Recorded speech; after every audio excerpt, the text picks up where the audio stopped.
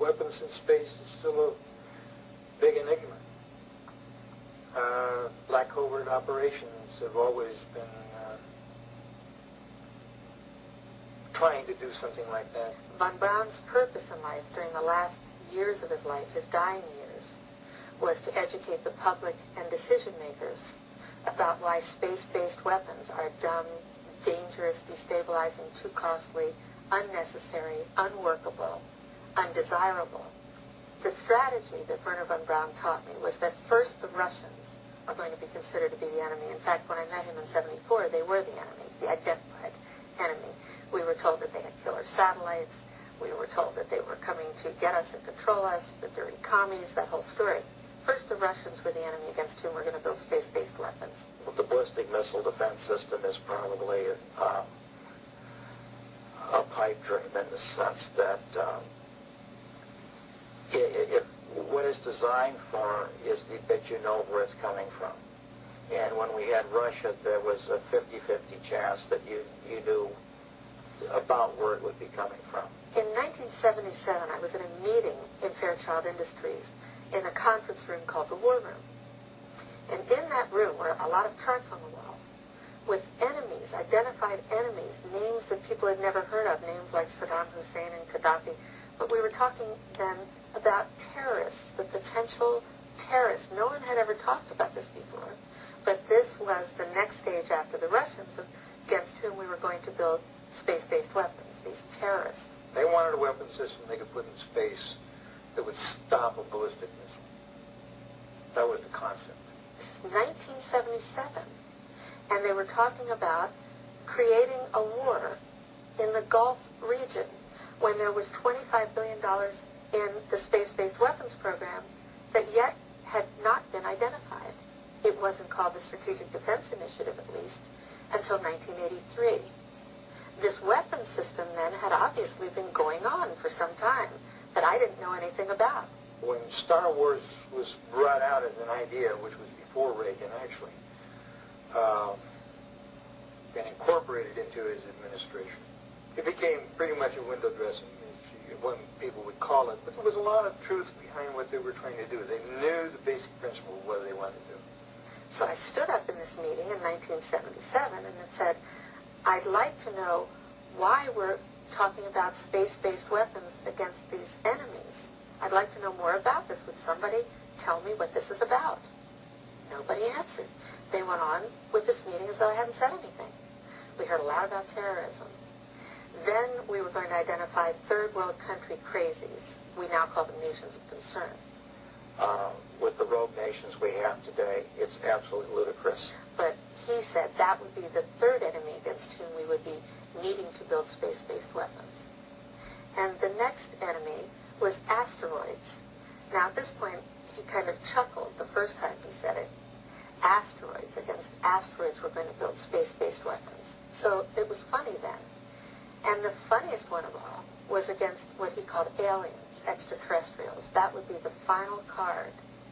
And over and over and over, during the 4 years that I knew him and was giving his speeches for him, he would bring up that last card. And remember, Cal, the last card is the alien card. We're going to have to build space-based weapons against aliens. And all of it, he said, is a lie. Suddenly there was a threat to this world from some other species, from another planet, outside in the universe. We forget all the little local differences that we have between our countries. Oh yes, we discussed it at every conference that we had. There's like that going on. Flying saucers, we had other things, but nothing steady. Flying saucers have invaded our planet. Washington, London, Paris. So my thoughts are moving back to the Second World War and the work of the German scientists. Could the American operation to capture those scientists and their technology offer any clues to what really happened at Roswell? The Allies did capture one man who knew all about this place, and he wasn't a token find. His name was SS General Jakob Sporenberg, and he was in charge of the technical program at the mine.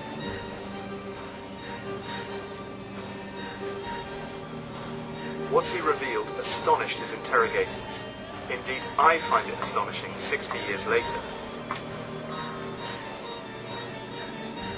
In a memo to Hitler, the scientist wrote, "It is in our opinion that the scientific results ascertained from our experiments with the bell are truly decisive for the war."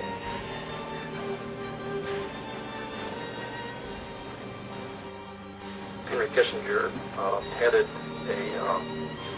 some sort of a study group back in the 50s to study the ramifications of this information if it had leaked through a credible source. In fact, Jimmy Carter was not brought into the loop. For some reason, the control group, they don't trust the guy for some reason.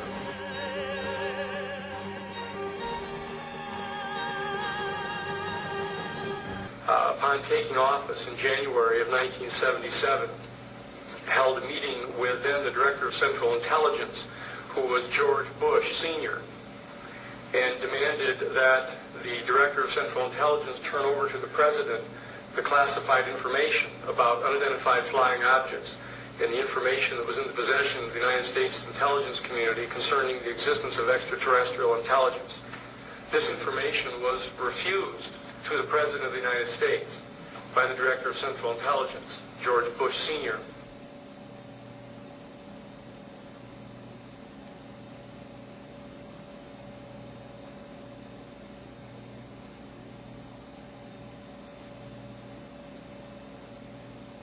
U.S. Air Force, a green light for the development of space weapons, potentially triggering a new global arms race. It was reported yesterday. The new weapons being studied range from hunter-killer satellites to orbiting weapons using lasers, radio waves, or even dense metal tubes dropped from space by a weapon known as rods from God on ground targets. Space warfare experts said they expected the Bush administration directive to signal a shift in attitude towards exploring ways of affirming U.S. dominance in space militarily.